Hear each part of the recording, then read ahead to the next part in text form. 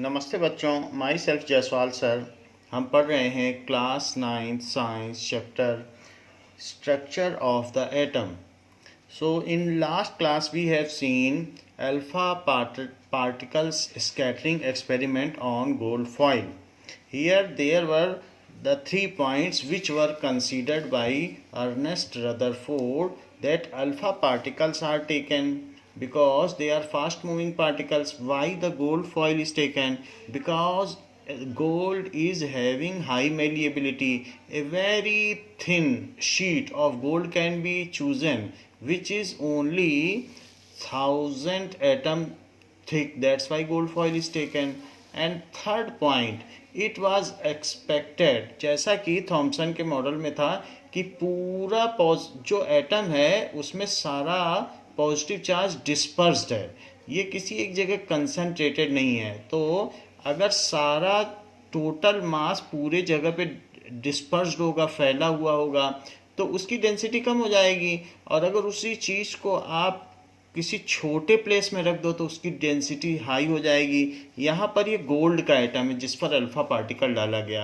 Alpha particle consist of 2 proton and 2 neutrons. These are particles of helium atom and this is gold. Gold को aurum कहते हैं, इसका symbol AU है, that is gold.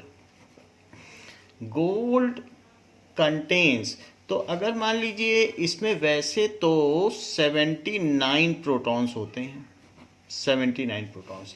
तो अगर उस समय तो जब थॉमसन ने एटॉमिक मॉडल दिया था तो प्रोटॉन का कोई कॉन्सेप्ट नहीं था, सो उन्होंने बोल दिया था पॉजिटिव चार्ज डिस्पर्स्ड रहता है।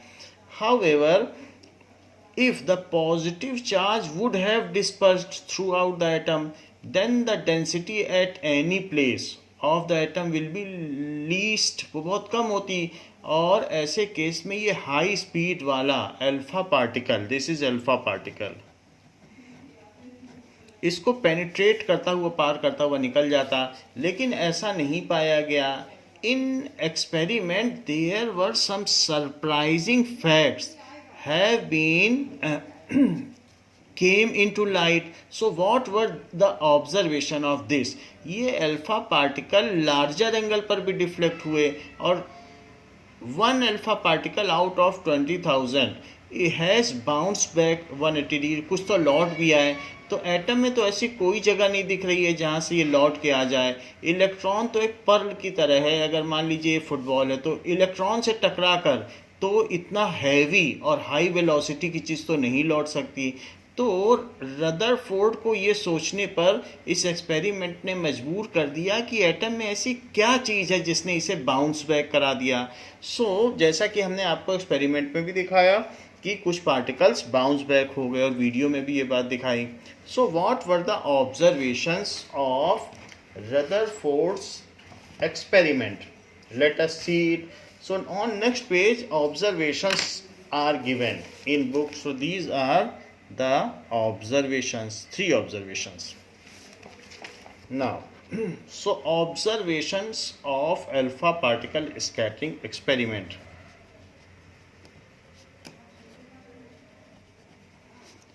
Of alpha particle scattering experiment. तो इसके क्या प्रेक्षण प्राप्त हुए, उन्होंने क्या ऑब्जर्व किया, उसे हम देखते हैं। Now first observation was that most of the fast moving alpha particle passed straight through the gold foil. Most of the fast moving alpha particles, जितने भी पार्टिकल्स डाले गए उसमें से ज़्यादातर तो सीधे निकल गए। Alpha particle passed straight through the gold foil.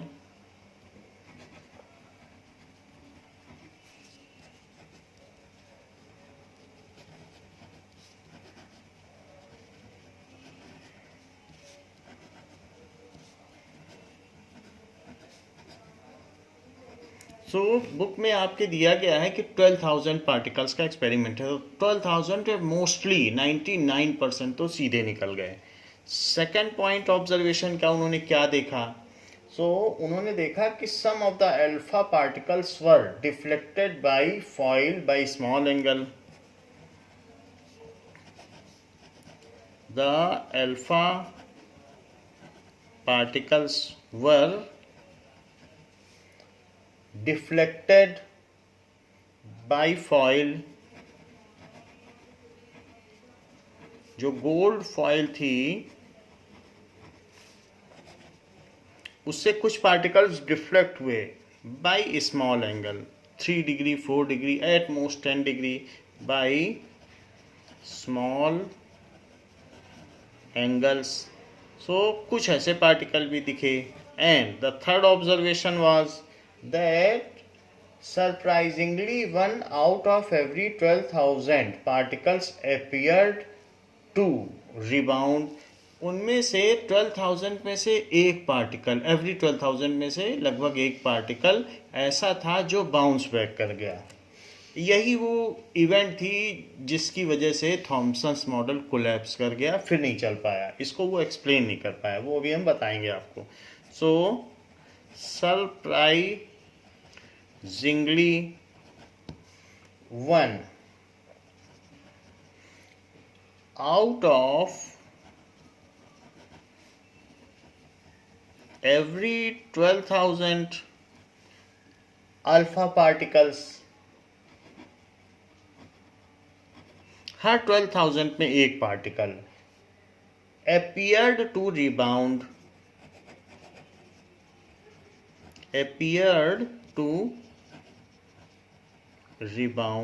तो एक पार्टिकल 12,000 में वो रिबाउंड हो गया। Now again we should now inspect the complete setup and what would have happened there. So here one radioactive substance जिसमें से कंटिन्यूसली अल्फा पार्टिकल्स निकलते रहते हैं, यहाँ हमने यूरेनियम रख दिया और इसमें छोटी सी विंडो बना दी। और ये जो बॉक्स लिया है ये लेड का लिया है, तो पीबी जिसकी बैटरी बनती है, तो लेड का बॉक्स लिया, तो इसमें से चारों तरफ अल्फा पार्टिकल निकल रहे हैं, बट ये एब्जॉर्वर है अल्फा पार्टिकल का।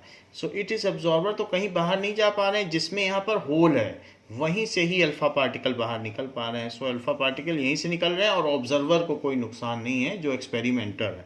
सो alpha particles are coming out of this. Again we have collimated this alpha particle beam further and now there is more fine beam coming out of it. ये भी lead का ही है, तो ये lead का box है, ये लेड की प्लेट है। सो इसको हमने एक प्लेट भी लगा दी जिससे कि और फाइन बीम हो जाए। Now that has been allowed to collide with gold foil and that gold foil is 100 nanometer thick, 100 nanometer thick and a setup was made around it। इसके चारों तरफ एक इस तरीके से सेटअप बनाया गया जिसमें जिंक सल्फाइड की स्क्रीन रख दी गई कि जहाँ पर ये पार्टिकल गिरेंगे सो वहाँ पर जिंक सल्फाइड की स्क्रीन रखी गई कि कहीं पर भी गिरेंगे। So most of the particles are passed straight, most of the particles, जो भी पार्टिकल गिरे, some are deflected at smaller angle and one has rebound, एक ऐसा हो गया जो यहाँ रिबाउंड हो गया, उसने यहाँ सिंटिलेशन प्रोड्यूस किया, इन सब ने यहाँ सिंटिलेशन प्रोड्यूस किया। सो 1 out of every 12,000 alpha particle has bounce back. So Rutherford was compelled to think on this what was inside atom, जिसने इस फास्ट मूविंग अल्फा पार्टिकल को बाउंस बैक करा दिया। कुछ ना कुछ चीज़ तो होनी चाहिए। तो रदरफोर्ड ने ये बात सोची, उसका ये कंक्लूज़न निकाला कि ये जो इसके अंदर 79 प्रोटॉन्स हैं, तो 79 प्रोटॉन्स हैं और न्यूट्रॉन भी होंगे, तो उसमें न्यूट्रॉन्स भी 100 न्यूट्रॉन्स होते हैं। गोल्ड में करीब अप्रॉक्सीमेटली 100 न्यूट्रॉन्स होते हैं और 79 प्रोटॉन। तो अब न्यूट्रॉन की तो हम बात नहीं कर सकते, क्योंकि जब इनका ये एटॉमिक मॉडल आया था तब तक न्यूट्रॉन डिस्कवर नहीं हुए थे। न्यूट्रॉन तो 1932 में डिस्कवर हुए हैं and model was projected in 1917। तो इसका मतलब है और 15 इयर्स बाद न्यूट्रॉन डिस्कवर हुए। जेम्स चैडविक ने न्यूट्रॉन डिस्कवर किए हैं, तो इसलिए रदरफोर्ड के मॉडल में कभी भी न्यूट्रॉन की बात नहीं की जाएगी। जैसे थॉमसन एटॉमिक मॉडल में कभी भी प्रोटॉन की बात नहीं की जाती, क्योंकि प्रोटॉन डिस्कवर नहीं हुए थे, उसी तरीके से इनके मॉडल में न्यूट्रॉन की बात नहीं की जाएगी। So for simplicity we can take there are 79 proton. तो अगर इन्होंने सोचा ये जो प्रोटॉन है ये डिस्पर्स्ड नहीं है, सबसे बड़ी बात, और जितने भी 79 तो बहुत होते हैं, तो इन्होंने ये कंक्लूड किया कि all 79 protons they are concentrated in a very small region, बहुत छोटे से रीजन में कंसंट्रेटेड हैं। और रदरफोर्ड ने कहा कि it is concentrated at centre of sphere, और उस टर्म को उन्होंने न्यूक्लियस बोल दिया, nucleus. So it is nucleus of atom. This word is coined by Rutherford only. इसके पहले एटम में किसी ने न्यूक्लियस की बात नहीं की थी, ना ही जो पहले भी 1600 में पोस्टुलेट डाल्टन्स एटॉमिक थ्योरी दी गई, वहाँ पर भी एटम में ऐसा कुछ नहीं बताया गया। तो इन्होंने बताया कि as most of the alpha particle में तो 2 ही प्रोटॉन होते हैं। अब न्यूट्रॉन की यहाँ भी बात नहीं की जाएगी, क्योंकि वो डिस्कवर ही नहीं हुए थे न्यूट्रॉन। तो इसमें 2 यूनिट्स ऑफ पॉजिटिव चार्ज है अल्फा पार्टिकल में। और तो जो अल्फा पार्टिकल है, अगर वो यहाँ से पास करेगा तो सिंपली पास कर जाएगा, क्योंकि उसको कौन रोकेगा।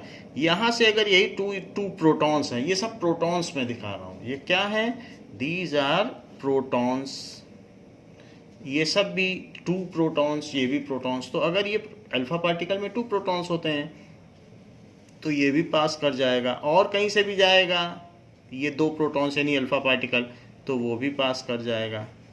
लेकिन कभी कभी ये जब इसके बहुत पास से गुजरेगा तो 2 प्रोटॉन पर 2 प्लस का चार्ज, और ये सब भी तो प्लस ही प्लस है, इसमें सब में प्लस चार्ज है, तो प्लस जब प्लस के पास आएगा तो रिपेल होगा, then it would be deflected by a small angle, क्योंकि प्लस प्लस के पास नहीं जा पाएगा ज़्यादा। When it comes in proximity और vicinity of this, then it will be repelled and it will be deflected some other side, तो उस ओर ना जाकर वो दूसरी ओर जाएगा, क्योंकि रिपल्शन है। ऐसे ही अगर कोई अल्फा पार्टिकल जस्ट इससे हेड ऑन कोलिजन करता है, ये तो टेंजेंशियल कोलिजन है कि टच करता हुआ जाने वाला हो, तो डिफ्लेक्ट हो जाएगा एट स्मॉल एंगल। लेकिन कोई हेड ऑन करे, जैसे स्ट्राइकर या एक गोटी दूसरे गोटी को मारे कैरम बोर्ड में, तो वो हेड ऑन कोलिजन में लौट आएगी वो गोटी। तो ऐसा ही यहाँ पर हुआ है, हेड ऑन कोलिजन हुआ है, क्योंकि इतना रिपल्शन है। 2 units of positive charge alpha particle में, और ये गोल्ड का न्यूक्लियस है, ये गोल्ड का एटम है, ये Au, और एटम में न्यूक्लियस है। तो अगर किसी ने इसके सेंटर में कोलाइड किया तो उसे तो लौटना ही पड़ेगा, क्योंकि इतना रिपल्शन बढ़ जाएगा कि उसे वापस भेज देगा, रिबाउंड करा देगा, या ये कह सकते हैं बाउंस बैक करा देगा, और ये वापस 180 डिग्री पे लौट आएगा। तो गया और 180 डिग्री पे लौट आया। So it is the 180 degree deflection. किसी किसी का यहाँ देख रहे हैं आप 10 डिग्री हुआ है, सीधे न जा करके, वैसे सीधे जाता लेकिन 10 डिग्री पर हो गया। सो जो बहुत सारे पार्टिकल्स तो ऐसे थे जो सीधे निकल गए, लेकिन कुछ ऐसे पार्टिकल्स थे जो डिफ्लेक्ट हो गए स्मॉल एंगल पर, और एक ऐसा था 12,000 पे जो वापस आ गया। सो इससे ये पता चला कि this positive charge is not dispersed throughout the atom and it is concentrated in a very small region. आप कहेंगे कि कितना स्मॉल रीजन होगा, जैसे कि एक ये इतना स्मॉल रीजन है कि एक कॉस्को की बॉल अगर जोधपुर में छोड़ दी जाए, जोधपुर के सेंटर में, तो जितना बड़ा जोधपुर है that is the size of atom then the Cosco ball is nucleus. ये इतना स्मॉलर रीजन है, that is 1,00,000 times smaller than the size of atom. इतना स्मॉलर रीजन है, तो कितना मुश्किल होगा कि एक बॉल को जोधपुर में ढूंढना। सो न्यूक्लियस इज सो स्मॉल दो मोस्ट ऑफ द मास, क्योंकि सारा मास तो प्रोटॉन में ही होता है, तो most of the mass and all positive charge is concentrated in this nucleus. और इलेक्ट्रॉन बाहर बाहर हैं, लेकिन सारा पॉजिटिव चार्ज तो इसी में है, और उसी की वजह से रिपल्सन हुआ। तो रिपल्सन हुआ तो इतने सारे प्रोटॉन, 79 प्रोटॉन्स ने 2 प्रोटॉन को रिपेल किया होगा, तो ये वापस लौट गए होंगे। सो ऐसा तो कुछ थॉमसन ने बताया ही नहीं था, क्योंकि उस समय प्रोटॉन थे भी नहीं, डिस्कवर भी नहीं किए गए थे। सो रदरफोर्ड ने अपने मॉडल से क्या कंक्लूड किया, इस चीज़ को हम देखते हैं। The same has been exhibited by a diagram in your book. So here देखिए, ज़्यादातर अल्फा पार्टिकल, वैसे तो यहाँ पर सिंप्लिसिटी के लिए 5 लेयर थिक ही दिखाया गया है, बट जो भी गोल्ड फॉइल है वो 1000 लेयर थिक होगी, 1000 एटम थिक, बट सिंप्लिसिटी के लिए ऐसा आपको दिखाया जा रहा है। नाउ इसमें अल्फा पार्टिकल इस साइड से गिर रहे हैं, और उधर ज़्यादातर आप देख रहे हैं कि स्ट्रेट लाइन है विदाउट डिफ्लेक्शन, अनडिफ्लेक्टेड पास हो रहे हैं। कुछ ऐसे भी हैं जो स्मॉलर एंगल पर पास हो रहे हैं, लेकिन जो यहाँ स्मॉलर एंगल पर पास हो रहे हैं, ज़रा इस पर ध्यान दीजिए कि वो उससे बिल्कुल विसिनिटी से जा रहे हैं, तो उस रिपल्शन की वजह से वो डिफ्लेक्ट हो गया। जो दूर से जा रहा है वो सीधा निकल गया। अब आप ये देख लें कि कोई भी जोधपुर में एक बॉल पड़ी हो, तो जोधपुर में जो बॉल है उसके पास से जो जाएगा वही डिफ्लेक्ट होगा, और दूर दूर से जो जाता जाएगा उस पर तो कोई डिफ्लेक्शन नहीं होगा, उसके पॉजिटिव चार्ज की वजह से कोई रिपल्शन भी नहीं होगा। तो यहाँ पर इतना डॉट है, इसको और भी छोटा समझना चाहिए। अगर हम उतना छोटा बना देंगे तो यहाँ दिखाई भी नहीं पड़ेगा, पर समझाने के लिए, उस चीज़ को परसीव करने के लिए यहाँ डॉट लगाया गया है। However it is much smaller than it is exhibited. So यहाँ देखिए, कुछ तो 90 से भी ज़्यादा पर हो गया, और कुछ बाउंस बैक कर गए, ये तो 180 पर ही हो गया है। तो this is scattering of alpha particles through gold foil. तो इस चीज़ को हम समझ सकते हैं। तो इसमें आपको यहाँ पर ऐसे एटम्स की लेयर बनानी है, बहुत ज़्यादा बड़ा फिगर बनाने की ज़रूरत नहीं है। तो 1 layer, 2 layer and 3rd layer.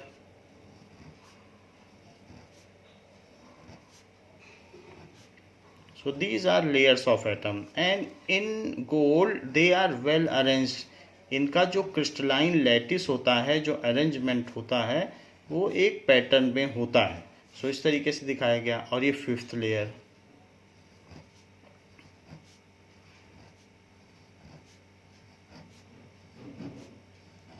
So in this way we have shown several layers, 1 layer, 2 layer, और सबके सेंटर में एक एक डॉट रख दें जो कि इनका न्यूक्लियस है। न्यूक्लियस का कॉन्सेप्ट इसीलिए आया क्योंकि एक इलेक्ट्रॉन बाउंस बैक, एक अल्फा पार्टिकल बाउंस बैक हो गया, तो उसको बाउंस बैक कराने के लिए 79 प्रोटॉन जब तक एक साथ नहीं होंगे, तो इतनी हाई स्पीड अल्फा पार्टिकल को कैसे बाउंस बैक करा पाएंगे।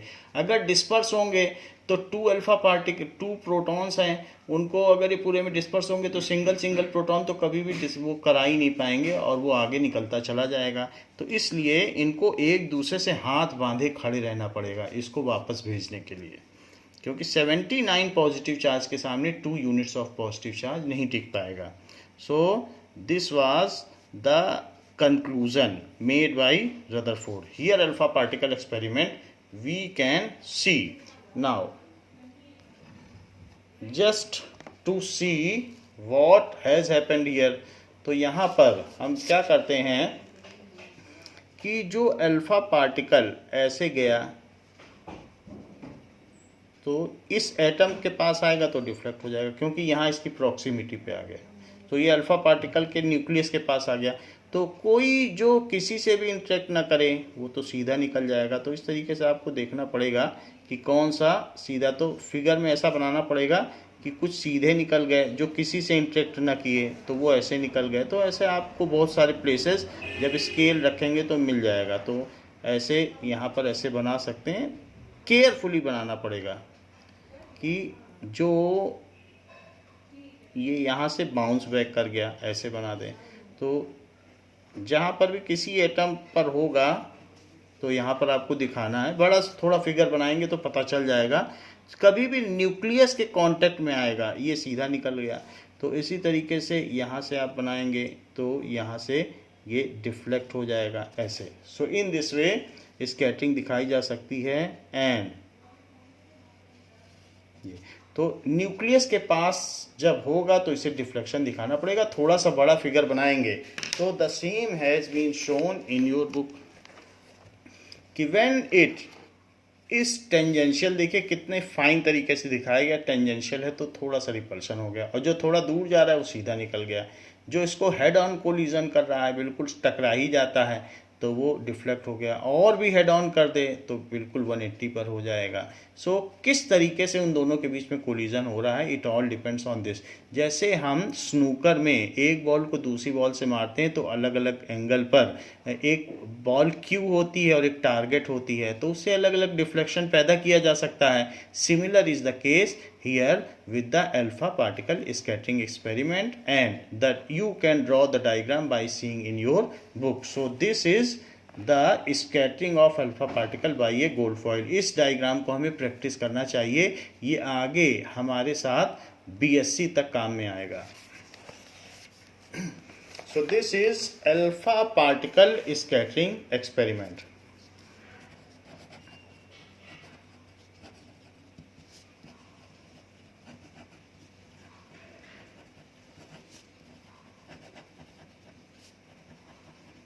So by alpha particle scattering experiment, there were some observations as seen by Rutherford, and on basis of observation he has concluded the following points. तो उन्होंने पहले देखा कि क्या क्या हुआ, 3 पॉइंट्स देखे कि ज़्यादातर सीधे निकल गए, कुछ जो है स्मॉल एंगल पर डिफ्लेक्ट हुए, और 12,000 में से एक बाउंस बैक कर गया। इसके बेसिस पर इन्होंने क्या निष्कर्ष निकाला। So conclusions, following a similar reasoning Rutherford concluded from alpha particle. So now it was well clear that experiment से ये वेल क्लियर हो गया था that all positive charge is not disperse through out the atom. All positive charge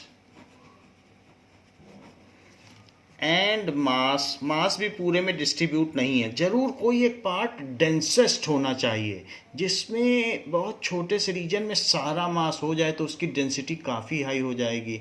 तो nucleus की density 10 to the power 45 times higher है।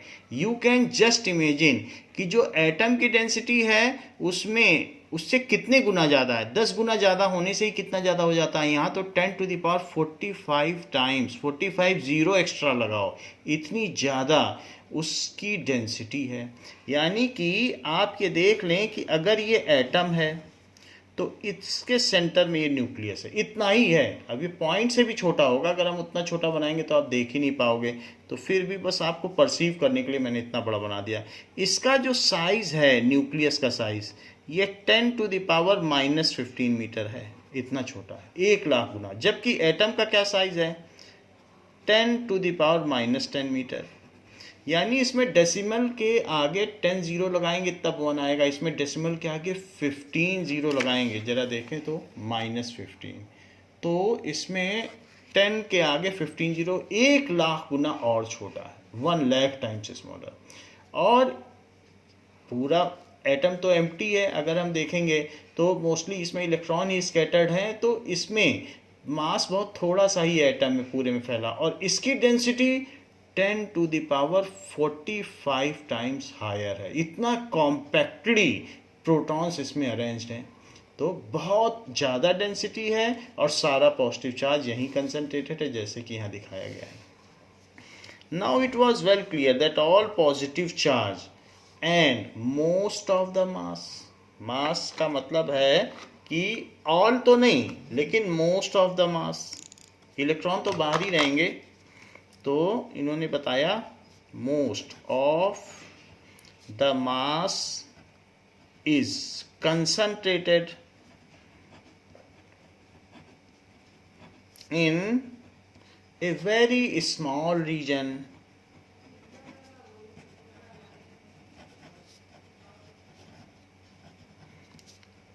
inside atom, which would have caused the deflection of alpha particle. तो अगर alpha particle इसके पास आएगा तभी 180 पर bounce back करेगा, और कोई यहाँ से आ जाए तो निकल जाएगा, यहाँ से आ जाए तो निकल जाएगा, यहाँ से आ जाए तो निकल जाएगा। कोई बहुत पास से आए तो ही डिफ्लेक्ट होगा, और बाकी यहाँ से आए तो निकल जाएगा। तो most of the region is empty, इसीलिए तो सारे अल्फा पार्टिकल सीधे निकल जाने। जो बहुत पास से आएगा तो उसमें रिपल्सन होगा और उस वजह से वो डेविएट होगा। जो हेड ऑन कोलाइड कर जाएगा उसे लौटना पड़ेगा, क्योंकि 79 प्रोटॉन से 2 प्रोटॉन तो मुकाबला नहीं कर सकते। अल्फा पार्टिकल पर तो 2 ही यूनिट चार्ज है पॉजिटिव, तो इसलिए उसे लौटना पड़ा। So that is most of the मास, क्योंकि इलेक्ट्रॉन बाहर है इसलिए मोस्ट ऑफ द मास कहा गया। बाकी प्रोटॉन का टोटल मास सब अंदर में ही है। इनसाइड एटम ऐसा कंक्लूड किया गया। Atom, most of the region of atom is empty, उसमें कुछ है ही नहीं, कहीं कहीं डॉट डॉट इलेक्ट्रॉन है, तो वो बहुत ही छोटे होंगे। जब प्रोटॉन को ही इतना छोटा दिखाया जा रहा है तो इलेक्ट्रॉन कितने छोटे होंगे। And most of the space inside atom is empty.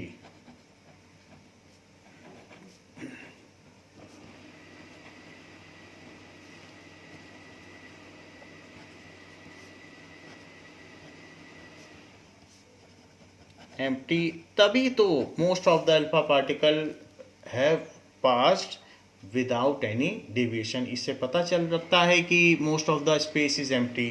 जैसे हमारा सोलर सिस्टम, तो इसमें न्यूक्लियस के पास सबसे ज़्यादा मास है, यानी सन के पास। सन का तो मास इतना ज़्यादा है कि अगर एक मटके के बगल में एक छोटा सा सरसों का दाना रख दो, तो सन अगर बहुत बड़ा मटका है, दैट इज अर्थन पॉट है, तो एक सरसों का दाना, राई का दाना, एक उतनी बड़ी अर्थ और दूसरे प्लैनेट्स हैं, उसका किसी भी प्लैनेट का सन से कंपैरिजन नहीं है।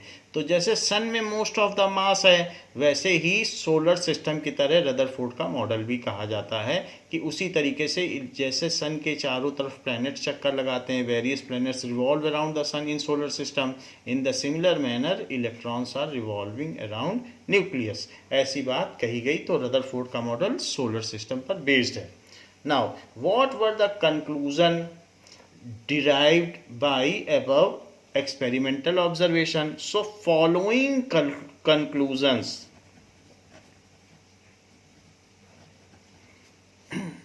क्या क्या conclusion निकाले गए based on experiment? That most of the space inside the atom is empty.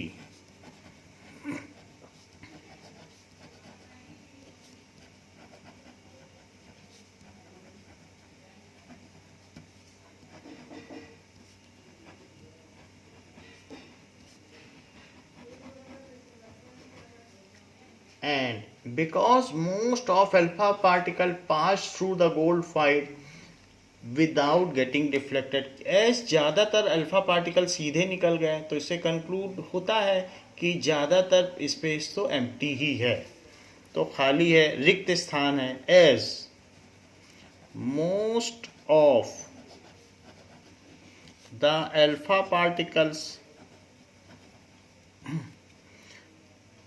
passed through the gold foil, passed through the gold foil undeflected। तो हमने यहाँ डॉट बना दिए, बहुत बड़े बड़े बना दिए। अब आप 5 डॉट में ही मेरे में बहुत सारे पास में आ जा रहे हैं जब मैं लाइन ड्रॉ कर रहा हूँ। आप सोचिए कि अगर ये 1000 एटम थिक होती तो भी ज़्यादातर पास हो गए सीधे, तो वो कितना छोटा न्यूक्लियस होगा कि किसी भी अल्फा पार्टिकल ने न्यूक्लियस से इंटरेक्ट ही नहीं किया। जैसे जोधपुर में बहुत सारे गन शॉट मारे जाएं और उस कॉस्को की बॉल से कोई एक बॉल टकराएगी पता नहीं कितने हजार बॉलों में, ऐसा ही कुछ उस अल्फा पार्टिकल के साथ हुआ होगा। Every one alpha particle among 12,000 की वो उस बॉल से टकरा गई होगी, तभी वो लौट गई। अदरवाइज आप जोधपुर में रेंडमली ऐसे बॉल मारिए दूसरी बॉल, तो कितना चांस है कि जोधपुर में एक बॉल रखी है उससे कोई टकरा जाए, तो ऐसा ही कुछ हुआ होगा। सो most of the space inside atom is empty, ऐसा रदरफोर्ड के मॉडल में आया। और जहाँ तक बात है कि अल्फा पार्टिकल में तो प्रोटॉन होते हैं, तो प्रोटॉन अगर बढ़ रहा है तो इलेक्ट्रॉन तो इतना छोटा होता है, तो इलेक्ट्रॉन से टकराने से तो लौट नहीं आएगा। तो the fact that it may have bounced back after collision of electron is ruled out। तो उसकी संभावना नहीं है इलेक्ट्रॉन से टकरा के, इतनी छोटी सी चीज़ से टकरा के, एक फुटबॉल, एक सरसों के दाने से टकरा के क्या एक फुटबॉल लौट जाएगी।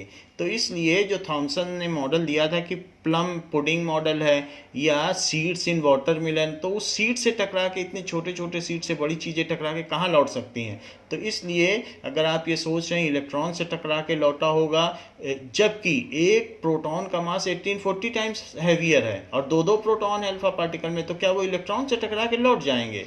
सो this thing is ruled out. So ये पॉइंट रूल आउट हो गया कि इलेक्ट्रॉन से टकरा के तो नहीं लौट सकते हैं। Second, very few particle were deflected from there path.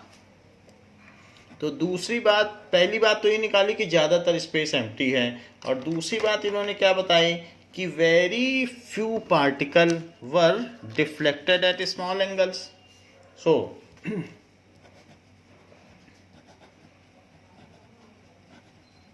very few particles were deflected at small angles।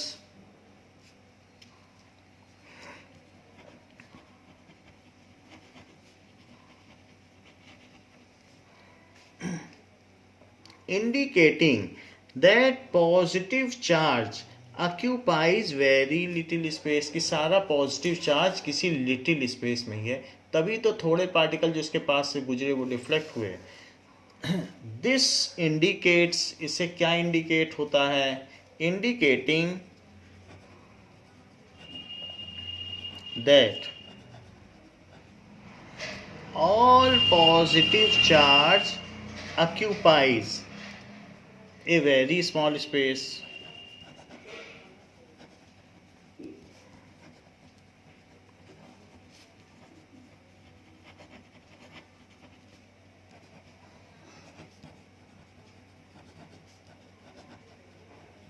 Now this is the second point कि पॉजिटिव चार्ज बहुत थोड़े से स्पेस में है। नेक्स्ट पॉइंट जो उन्होंने कंक्लूजन में दिया वो क्या है, now next point is that a very small fraction of alpha particle were deflected by 180 degree।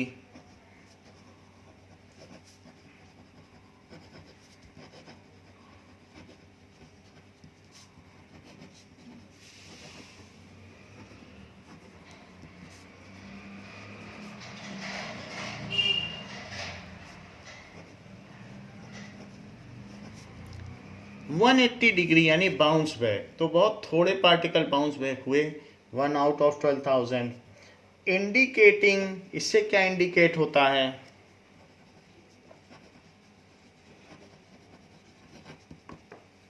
So all positive charge and most of the mass is concentrated in a small volume।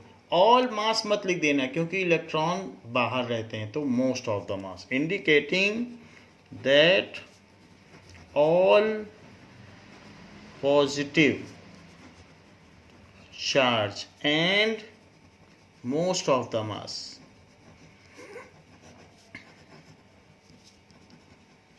is concentrated in a very small volume within the atom.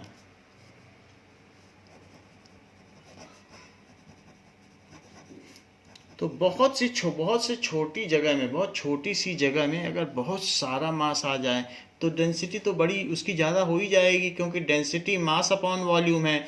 मास सारा का सारा nucleus में और volume सबसे कम। तो हम जानते हैं कि डेंसिटी क्या होती है, density is equals to mass upon volume.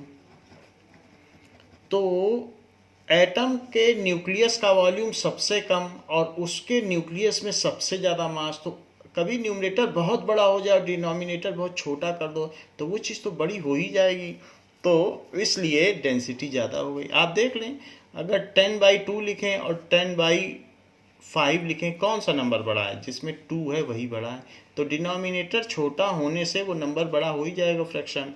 So it is concentrated in a very small volume within the atom.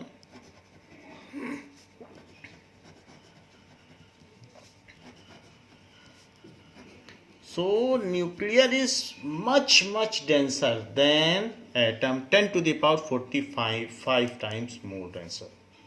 Now, so from the above conclusion, Ernest Rutherford projected his model, atomic model. So based on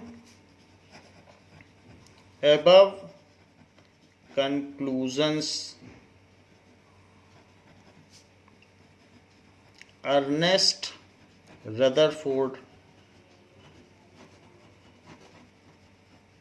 projected his famous atomic model.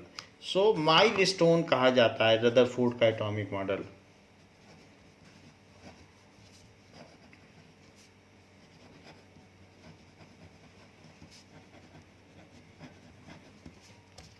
जो हमारी modern chemistry है, सो उसमें एक ये milestone है, बहुत बड़ी event मानी गई इनका ये atomic model. Now, so what was atomic model? So his model was the nuclear model of an atom. So ये nuclear model भी कहा जा सकता है and also referred as the model based on solar system. His model is also called nuclear model, क्योंकि इन्होंने nucleus के बारे में भी बता दिया कि न्यूक्लियस होता है। Model of an atom. Now, what was that model? So the model has following points. So atomic model of Rutherford. So Rutherford's atomic model.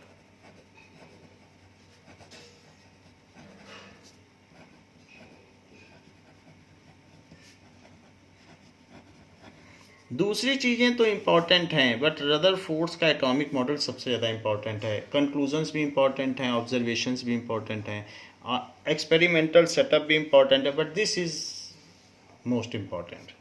So first point of Rutherford's model, there is a positively charge center in an atom called nucleus.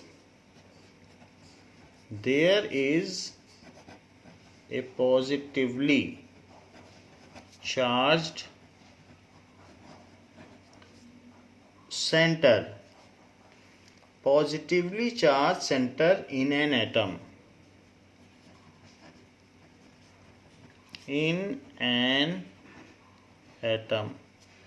called, उसे इन्होंने क्या कहा? Nucleus. तो इस model पर इनको Nobel prize मिला। And nearly all the mass of an atom resides in the nucleus. Nearly all the mass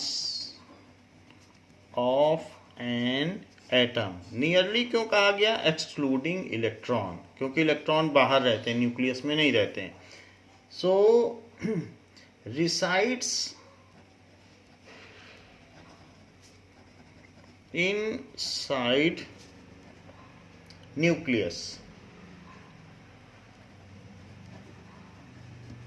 दूसरी चीज क्या बताई? पहली बात तो बताई कि पॉजिटिव चार्ज सेंटर है और ज्यादातर मास वहीं है।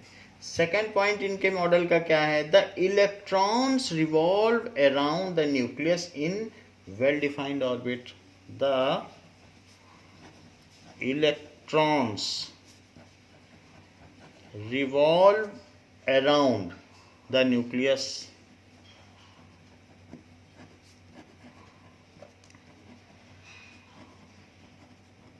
in well defined orbit। सो जो इसके ऑर्बिट्स हैं, ऑर्बिट क्या होते हैं? Orbit is a circular planar path. तो मान लीजिए कि रदरफोर्ड के मॉडल का इस तरीके से कहा जा सकता है कि ये मान लीजिए सेंटर है, सेंटर में ये सारे प्रोटॉन हैं, तो इसके चारों तरफ इलेक्ट्रॉन ऐसे रिवॉल्व करेंगे सर्कुलर पाथ में। तो कोई इलेक्ट्रॉन किसी ऑर्बिट में है, दूसरा इलेक्ट्रॉन चाहे तो ऐसे रिवॉल्व कर ले। जैसे सोलर सिस्टम में अलग अलग प्लैनेट अपनी मर्जी के ऑर्बिट में करते हैं, तो वैसे ही रदरफोर्ड के मॉडल में इलेक्ट्रॉन अपने मन से इसके चारों बस सर्कुलर पाथ होना चाहिए। तो सन के चारों तरफ भी सर्कुलर पाथ में रिवॉल्व होता है, जैसे ग्रेविटेशन में हमने पढ़ा है, तो केपलर्स के लॉ में। तो वैसा ही इसमें भी इलेक्ट्रॉन्स रिवॉल्व करते रहते हैं circular planar path. Orbit is a circular planar path जो भी इसके चारों है और है अराउंड न्यूक्लियस। तो ऑर्बिट की डेफिनेशन आप लिख लें। Orbit is a circular planar path at centre of which nucleus is located. ऐसा कोई सर्कुलर पाथ जिसके सेंटर पर एक न्यूक्लियस हो, उसको ऑर्बिट कहते हैं। तो इस पर कोई चीज़ रोटेट कर रही हो तो ये ऑर्बिट कहलाएगी।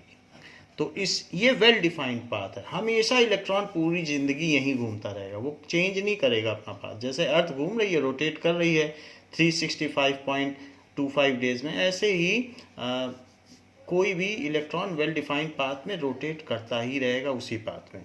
सो path at centre of which nucleus is located.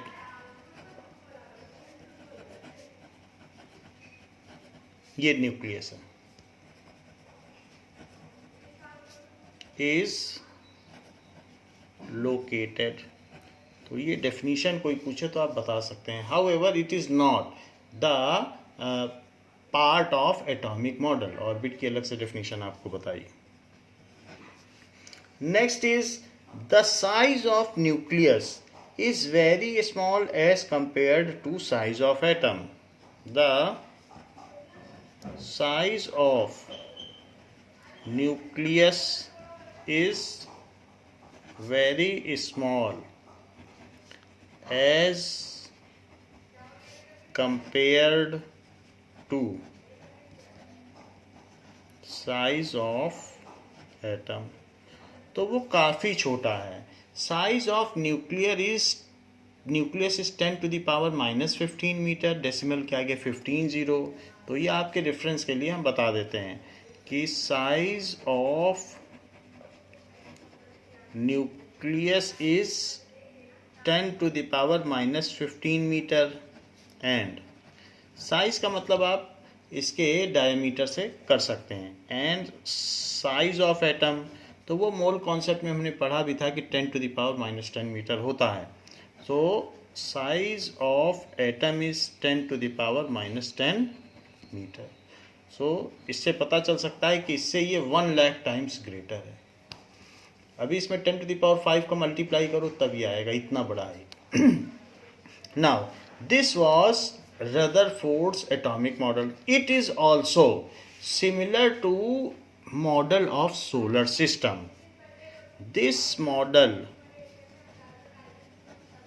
is similar to solar system.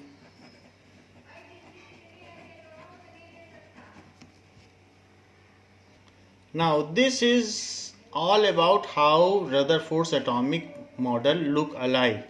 So at center there is nucleus and electrons are revolving in orbit. You can see the word orbit is also written.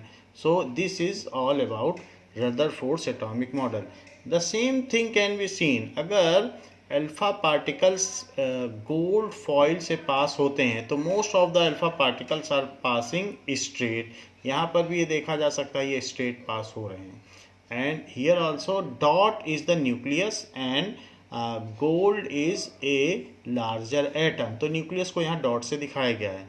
This model was having so much popularity that its ear ring also came in market. तो बहुत से लोग Rutherford atomic model की ear ring तक पहनने लग गए कि सेंटर में न्यूक्लियस और ये इलेक्ट्रॉन्स हैं जो रिवॉल्व कर रहे हैं. ऐसी ईयर रिंग्स मार्केट में आ गई.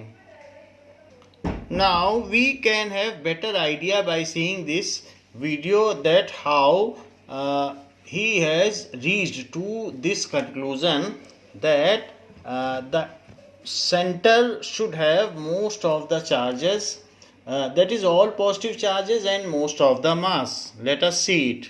Rutherford derived the following conclusions from his gold foil experiment. First, since most alpha particles pass through the gold foil without any deflection, most of the space inside an atom is empty. Second, very few particles suffered a deflection from their path. Now this means that positive charge occupies very little space inside an atom. Third and final point. As a small fraction of particles got deflected completely by 180 degrees, all positive charge and mass of gold atoms are present within a very small volume inside the atom. Here the same thing has been depicted. What is the pattern of deflection has been shown in this experiment. There is a very thin gap from where it can enter. However, if it bounces back, then here you can see that if it bounce back, तो कैसे जाएगा? These are electrons and this is nucleus. So जो ऐसे जा रहा है electron तो deflect नहीं कर पाएगा. जो इसके प्रॉक्सिमिटी से गुजरेगा पास से, अब ये देखिए ये लगभग बाउंस बैक हो गया है तो कुछ उसी पाथ पे रिट्रेस हो जाएगा, ऐसा दिखाया गया है. Now for this class only this much is there and how the Thomson's model was failed, why it was failed, and why Rutherford model was replaced by Niels Bohr model, what were the defects in Rutherford model. These things we will cover in next class. Thank you बच्चों.